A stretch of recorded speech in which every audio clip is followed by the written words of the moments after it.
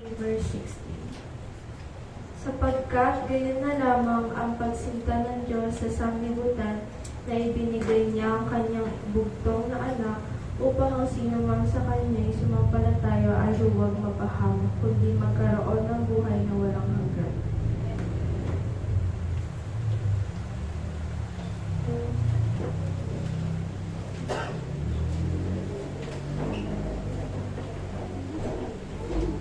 Praise the Lord.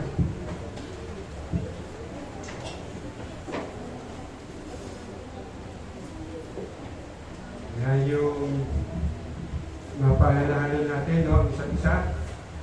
Huwag niyo munang isipin, no? Kung ano mauna, kaliwa ba o kanan sa inyong pagsayaw. Huwag niyo munang isipin, no? Kung mukha ba kayong Jose, o mukha kayong donkey, o mukha kayong inuman. Kundi hayaan niyo pong muli natin pong tunghayan at napakinggan ang salita ng Panginoon.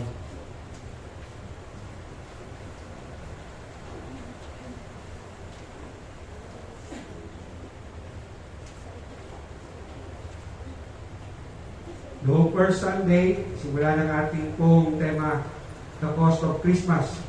Ang ginamit pong text ni Pastor Abe ay John 3:16. Nasa pong tema natin po, no, para sa ating pong Family Day, which is today.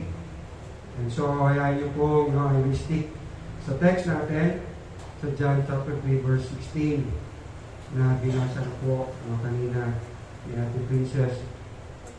And I really want, no, ng isa, bawat sa po sa atin, lalo na ang mga head of the family, no, na tayo po ay talagang makinig, matuto.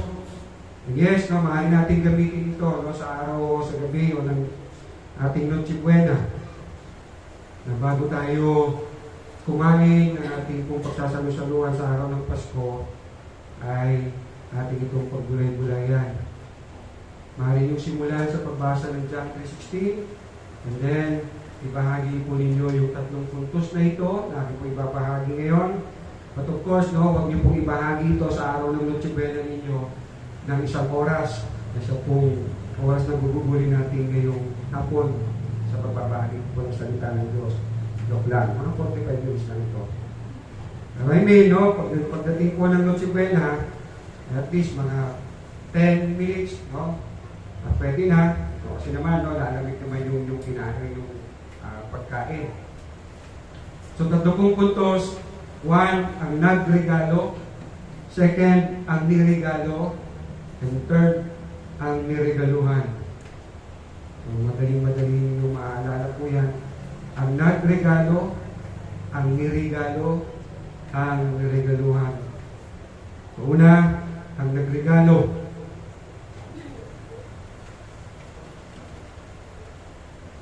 Ayaw po mag-Amerikano. Ang nagregalo, for God, ang Diyos, ang Ama. At siya'y nagbigay ng regalo out of love, pag-ibig. Hindi siya nagregalo dahil naobliga siya. So just like us, minsan we give kasi binigyan tayo, kaya hindi magbigay. Minsan we give, no, out of naobliga tayo. But God, binigay niya ang regalong ito not because He is of light, kundi because He loves. Dahil siya'y nagmamahal. Hindi siya nagbigay dahil naobligado siya, na-corner siya, wala siyang magagawa kundi ibigay ang dapat niyang ibigay. No. Kundi He gave out of love. Romans chapter 11, Roma kabanatang 11, pakiplas na yung next slide lang para makita nyo yung isa-isa. Roma kabanatang 11, and let me read simula verse 33 hanggang 36. Lubhang napakasagana ng kayamanan ng Diyos. Di matarok ang kanyang karunungan at kaalaman. Sino makakapagpaliwanag ng kanyang kapasyahan? Sino makakaunawa ng kanyang mga pamamaraan? Gaya ng nasusulat, sino nakakaalam sa pag-iisip ng Panginoon? Sino ang maaaring tagapayo niya? Sino ang nakapagbigay ng anuman sa kanya na dapat niyang bayaran? So wala naman tayong binigay sa kanya, so para ma-oblige siya, naibigay niya ang kanyang binigay sa araw ng Pasko, na para bagang ang Lord ay may utang na loob sa atin, and so He is obliged na tayo ay gantihan. Verse 36, sapagkat ang lahat ng bagay ay mula sa Kanya, sa pamamagitan niya at pag-aari niya. Sa Kanya ang karangalan magpakailanman. Amen. So hindi po siya nagbigay dahil He is obliged to give. Hindi rin siya nagbigay ng regalong ito dahil lubos siyang nalungkot kung hindi niya gagawin ito. Kung malulungkot siya kung hindi niya ito gagawin. Siguro narinig na ninyo at naalala ninyo ang dating Pangulong Duterte. Naging kontrobersyal at madalas ang kanyang mga salita. Dahil he called God, who is this stupid God? Na sinasabi niya, stupid God, dahil daw lumikha ng perfectong lahat ng bagay, and then, naglagay ng mga pinagbabawal na nagsimulang masira, mawasak ang kanyang sanlilikha.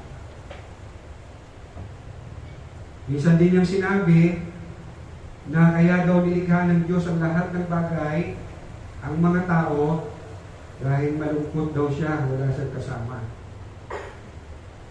Hindi po yun totoo. Hindi po malungkot si Lord dahil wala ka. Kung malulungkot si Lord dahil hindi ka niya kasama o wala ikaw.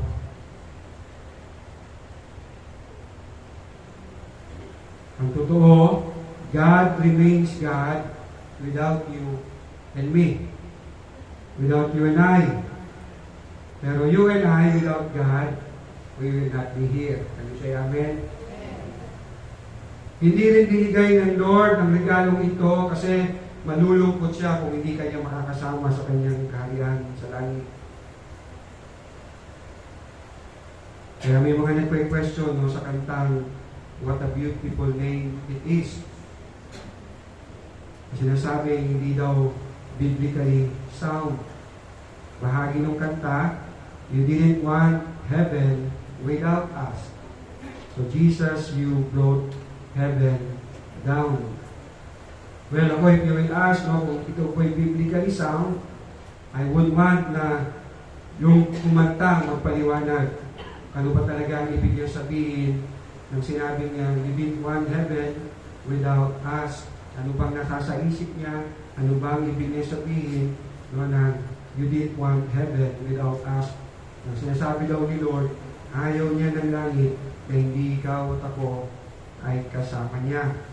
Kung paano, ang isa sa principle ng pag-i-interpret ng Scripture ay inaalam kung sino sumulat, sino ang audience, ano ang intention ng author.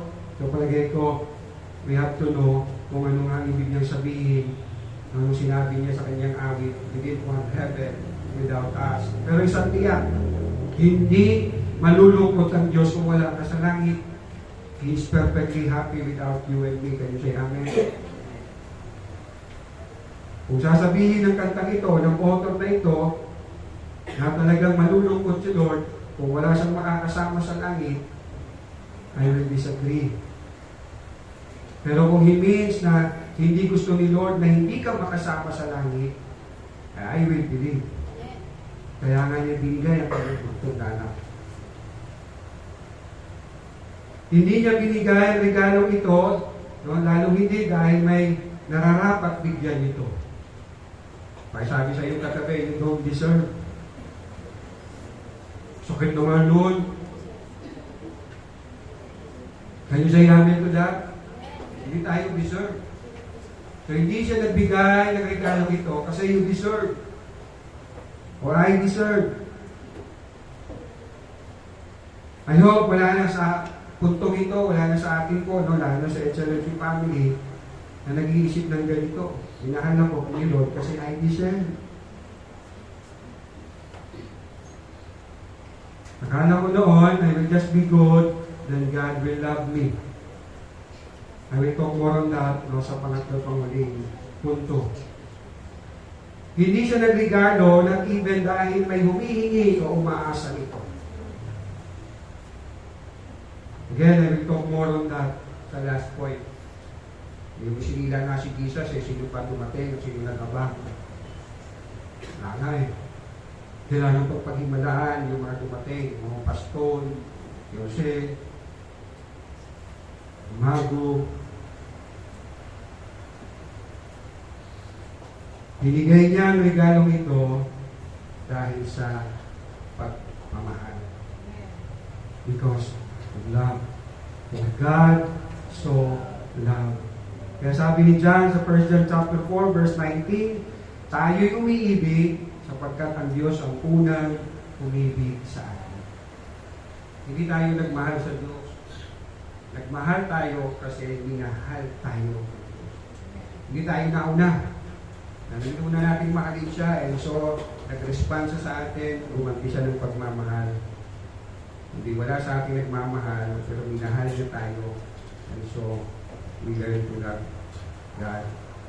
Kaya ang isang malinaw na patunay, na tunay na mananampalataya ang isang tao, siya'y umiibig sa Diyos. Paano mapapatunayan, Pastor, na ako'y mananampalataya? Kung ikaw nagmamahal sa Diyos. Dahil ang inibig ng Diyos ay umiibig sa Diyos. And I will again talk more about this sa last point. Punta po tayo sa pangalawang puntos. Ang niregalo. Ang niregalo. For God so loved the world that He gave His only begotten Son. Ang niregalo ng Diyos ay ang kanyang bugtong na anak na si Jesus. Gusto kong basahin sa English, begotten Son. Hindi basta-basta, begotten. See, the emphasis of John chapter 3 verse 16 ay hindi yung makasalanan ng tao, kundi ang pag-ibig ng Diyos. Ay pinahayag, pinadama niya sa pamamagitan ng kanyang bugtong na anak na si Jesus.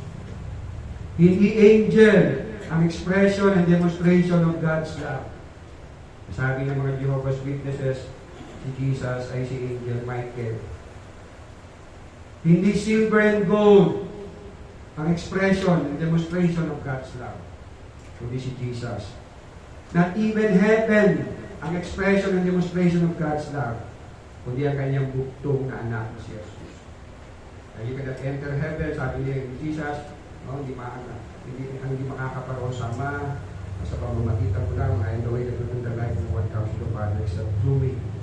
1 John chapter 4, unang Juan, kabanatang 4, simula verse 9, inihayag ng Diyos ang kanyang pag-ibig sa atin nang isugo niya sa mundo ang kanyang kaisa-isang anak upang magkaroon tayo ng buhay sa pamamagitan niya. Ito ang pag-ibig, hindi sa inibig natin ng Diyos, kundi tayo ang inibig niya at isinugo niya ang kanyang anak upang maging handog para makatawad ng ating mga kasalanan. Again, hindi tayo unang nagmahal sa Diyos. Sabi ng Panginoong Jesus sa John chapter 6, 1, kabanatang 6, simula verse 38, ako'y bumaba mula sa langit, hindi upang gawin ang sarili kong kalooban, kundi ang kalooban niya na nagsugo sa akin. At ito ang kanyang kalooban, na huwag kong hayaang mapahamak ang kahit sino man sa mga ibinigay niya sa akin. Kundi ang buhayin ko silang muli sa huling araw, sapagkat ito ang kalooban ng aking Ama. Ang lahat ng nakakakita sa anak at sumasampalataya sa kanya ay magkaroon ng buhay na walang hanggan, at sila'y muli kong bubuhayin sa huling araw. For God so loved the world that He gave His one and only begotten Son. 1 Peter chapter 1, unang Pedro, kabanatang 1, verse 18, alam ninyo kung ano ang ipinagtubos sa inyo sa walang kabuluhang pamumuhay ng inyong inana sa inyong mga magulang. Tinubos kayo hindi sa pamamagitan ng mga bagay na nasisira, tulad ng ginto o pilak, kundi sa pamamagitan ng mahalagang dugo ni Kristo. Siya'y tulad ng korderong walang dungis at kapintasan. Itinalaga siya ng Diyos bago pa nilikha ang daigdig at alang-alang sa inyo'y pinahayag sa mga huling araw na ito. Dahil kay Kristo, sumasampalataya kayo sa Diyos at sa Kanya'y muling bumuhay at naparangal. Kaya ang inyong pananampalataya at pag-asa ay nasa Diyos. Ang regalo ng Diyos out of His love ng Kanyang bugtong na anak. Again, hindi niya binigay ni Lord ng Ama si Jesus dahil nauuliga lamang siya. Kundi He gave this out of love. Let's watch this video. At palagay ko, napanood na rin natin ito minsan. Pero let's watch it again. At pag-nilay-nilayan natin. Mag-reflect tayo. Does this video reflects the love of God expresses through giving His one and only begotten Son? 5 minutes video yan. So let's watch. Habang ako pa'y kukuha lang ng tubig.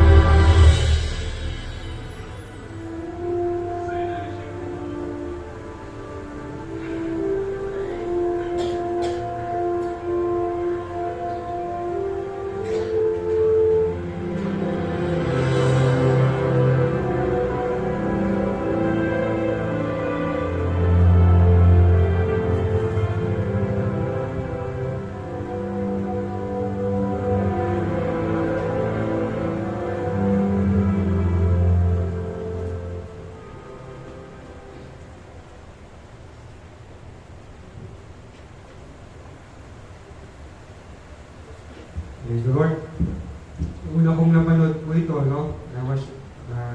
Hanggang na payak ako, no, sa palabas. Dahil I believe, no, magagawa ito ng isang ama kapalit ng kanyang anak para sa marami na napakabigat para magpasya ng ganon. But yes, no, ang intention nito is to demonstrate the love of God. But yes, no, ang dinidemonstrate dito, ang illustration na ito is to illustrate yung dakilang pagmamahal ng Diyos. Pero itong palabas na ito, of course, is short, no, para talaga ipakita ang dakilang pagmamahal ng Diyos. Kasi siguro kung ako man yung tatay, eh, magagawa ko rin yun. May sakripisyo si CJ o sino man, si Xiaomi o si AJ. Kasi nila lang, si CJ. Ayaw ha? Hindi nyo lang natin natin yung birthday. Kaya naman, gusto nyo si CJ pa. Kaya kahit magagawa ko yun, maaaring tumanggap ako ng papuri ng tao dahil sinakripisyo ko yung anak ko para sa maraming tao. Pero again, short ito to demonstrate God's love. Hindi binigay ng Diyos ang kanyang anak kasi corner na siya at wala siyang choice. Kundi binigay niya ang kanyang anak out of love.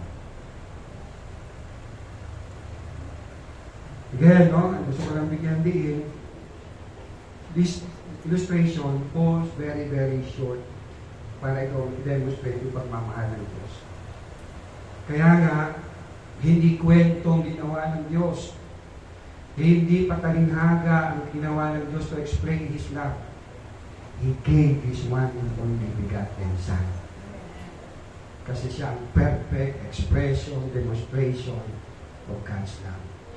At yun ang dapat iyakan natin. Not this story, maraming kwentong ganyan.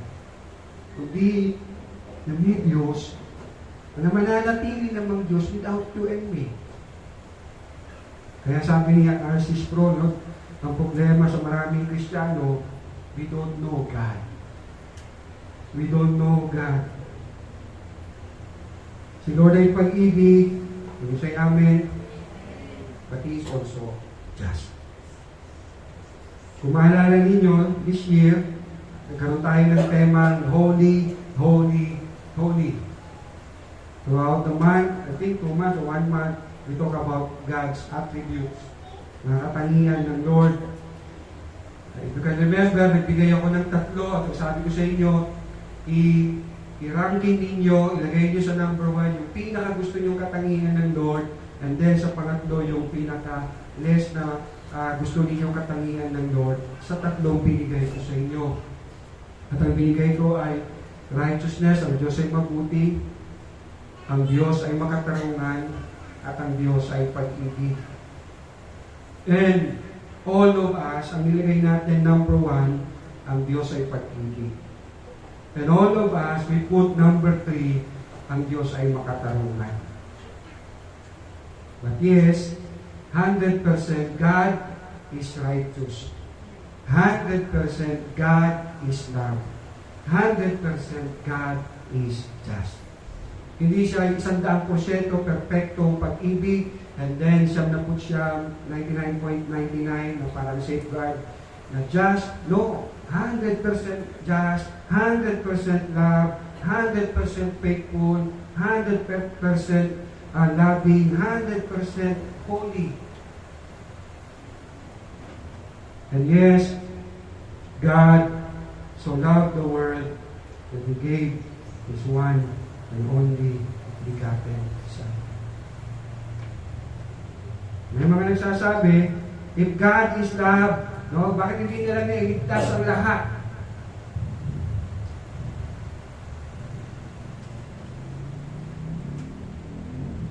Again, God is 100% love.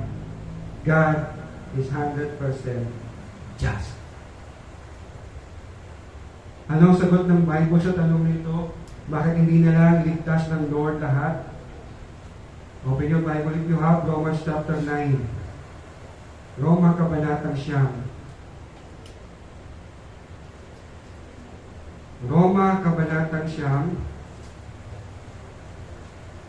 As He is perfectly loved, He is also perfectly righteous, He is also perfectly just. Roma, Kabanatang 9, simula verse 19. Roma, Kabanatang 9, simula verse 19 to 26.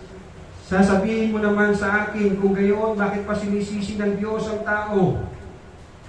Malabas, ganito ang question natin. Why God? Ba't hindi na lang lahat ligtas mo? Ikaw din mo pala magliligtas. Ikaw din mo pala pipili ng maliligtas. Eh, ano pa magagawa namin? Ano sagot ni Paul? Sino ba ang makakasalungat sa kanyang kalooban? Tao ka lamang. Sino kang mangangahas na sumagot ng ganoon sa Diyos? Masasabi kaya ng isang hinuhubog sa kanyang panghuhubog, bakit ninyo ko ginagawang ganito? Wala bang karapatan ang gumagawa ng palayok na bumuo ng mamahalin o mumurahin sisidlahan mula sa isang tumpok ng putik? Kaya kahit nais nang ipakita noon ng Diyos ang kanyang puot at ipakilala ang kanyang kapangyarihan, buong tiyaga pa rin niyang pinagtisa ng mga taong dapat sana'y parusahan at likulin. Ginawa niya yon upang ipakilala ang kanyang walang kapantay na kadakilaan sa mga taong kanyang kinahabagan. Na noong unay pa inihandangan niya para sa kalwalatian. Tayong mga taong iyon na tinawag niya, hindi lamang mula sa mga Hudyo, subalit mula rin sa mga Hintil. Ganito sinasabi niya sa aklat ni Hosea, sa English. Ang dating hindi ko bayan ay tatawaging bayan ko. At ang dating hindi ko mahal ay tatawaging mahal ko. At sa lugar kung saan sinabi kayo hindi ko bayan, sila'y tatawaging mga anak ng Diyos ng buhay. Opo, we ask, pero salamat. Ang Diyos ay mahabagin. Kayo say amen. Again, how will I know na kasama ako sa kinabagan ng Diyos kung umiibig ka sa Diyos? Pagkat ang umiibig ng Diyos ay umiibig sa Diyos. So, ang nagregalo ng nagregalo ay ang kanyang bugtong na anak. The perfect expression, demonstration of God's love. And yes, the perfect sacrifice for our justification. Remember itong tatlong S? Next slide. Bakit si Jesus lang talagang makapagliligtas sa iyo sa akin? Pakibasa. Son of God, sent from above, sufficient sacrifice. So, minsan again, if you will ask, bakit kayo nakatitiyak na si Jesus lang talaga? Kasi siya lang ang Son of God. For God so loved the world that He gave His one and only begotten Son. Siya lang ang sent from above. Siya lang ang binigay ng Diyos. Sinugo mula sa langit, napunta dito sa lupa upang maging tagapagligtas. At yes, siya ang sufficient sacrifice, ang sabi ng Hebrews chapter 10. Now, punta tayo sa ang niregaluhan. For God, again, ang nagregalo, so love the world, ang niregaluhan. Sinong tinutukoy ng world dito? Some are saying, ang tinutukoy dito ay ang lahat ng sanglilikha, which is right. Ang word na ginamit po sa Greek Bible ay cosmos, ay ibig sabihin ay ang mundo at ang lahat ng nananahan dito. May nagsasabi, so sa makatuwid daw, lahat ng tao, regardless of race, color, religion, ay maliligtas. Kasi sabi, for God so loved the world. Itong turo ng tinatawag na universalist, ay naniniwala ng kaligtasan ay para sa lahat. Maliligtas ang lahat ng sanglilikha dahil sabi ng John 3:16, for God so loved the world. But the question, tama ba yun? Yung nga bang pakahulugan at pagkagamit ni John, o yung iba sinasabi si Jesus ang nagsabi, hindi pati pa yan, pero si Jesus ang nagsalita nito, o ito ay sulat nito, o kumbaga komentary ni John. Whatsoever, hindi po yan mababawasan ng kanyang pagiging salita ng Diyos. Pero again, tama ba sila na isipin na dahil for God so loved the world, lahat ng sangkatauhan ay maliligtas? Kaya nga makita natin, no, sa rally ng mga pro-LGBTQIA+, pag nanood kayo ng Pride Month, every month of June, nagrarally sila, meron silang hawak-hawak na John 3:16. For God so loved the world that He gave His one and only begotten Son. And so kahit kami ay LGBTQIA+, kami ay same-sex marriage, kami ay may karelasyong kapwa lalaki at kapwa babae, we are saved because sabi ng Bible, for God so loved the world. So yun ba yun? Yun na bang ibig sabihin? Again, don't get me wrong, madami na, I don't know how to call it, kumbaga parang inaano natin ay LGBTQIA+ lang. Lahat ng tao ay nagkasala whether tayo ay LGBTQIA+. Sabi ng Bible, all have sinned. So tanong, gano'n nga ba?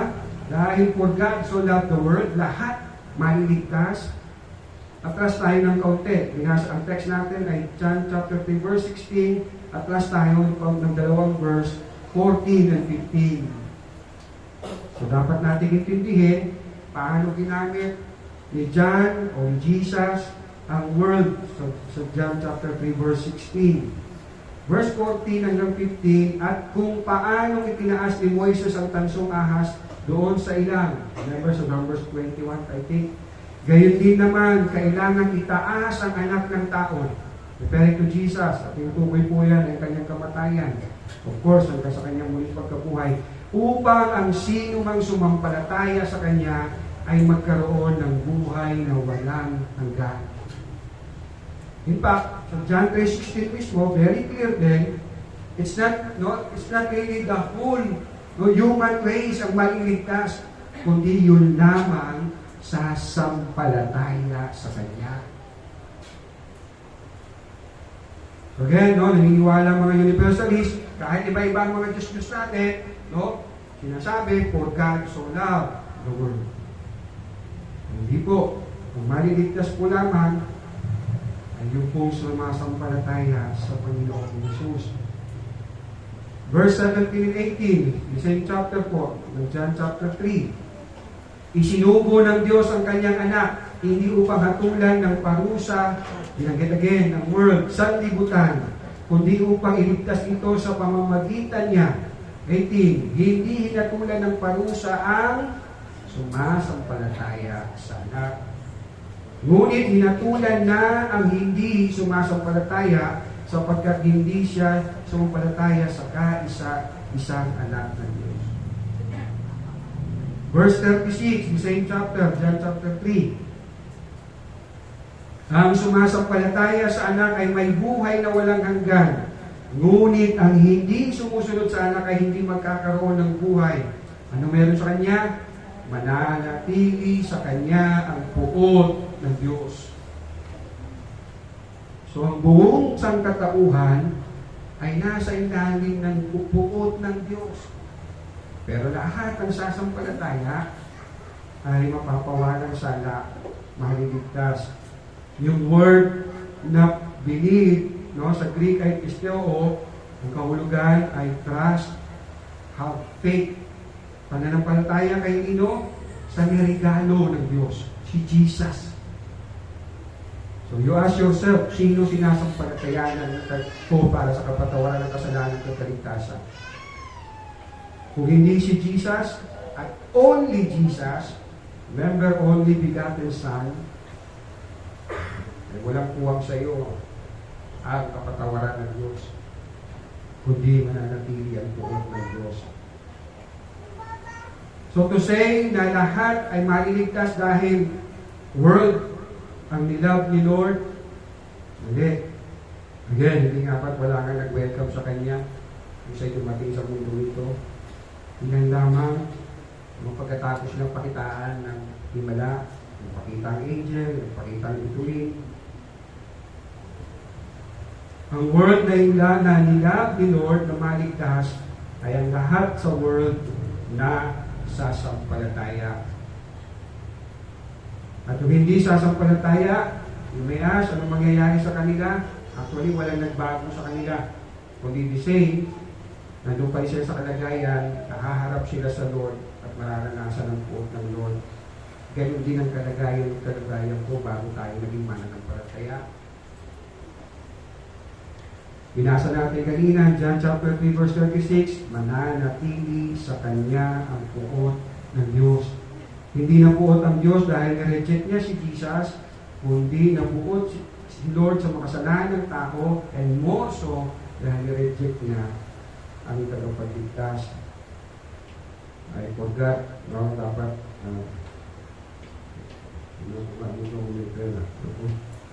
okay. Napanood na natin ito, di ba? Magkano po ito? 500. Magkano ito? 500. O, tamapulit ha? Magkano ito? 500. Magkano ito? 500. Hindi napapalitan ang value niya, it's still 500.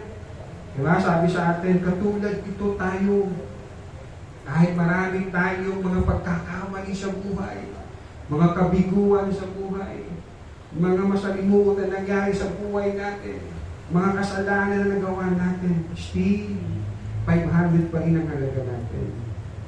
Well, totoo yan kung na kay Lord ka na. Pero kung hindi, wala kang halaga sa kalang maruming basahan sa harapan ng Diyos. Ang may say, ang lupit naman ni Lord. Sabi ni R.C. Sproul, you don't know who God is. Galing ka lang sa putik para sabihin mong malupit ang Diyos.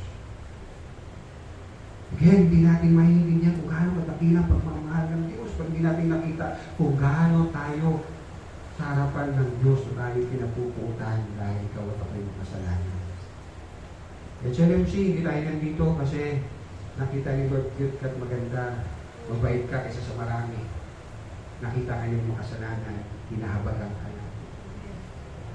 For God so loved the world.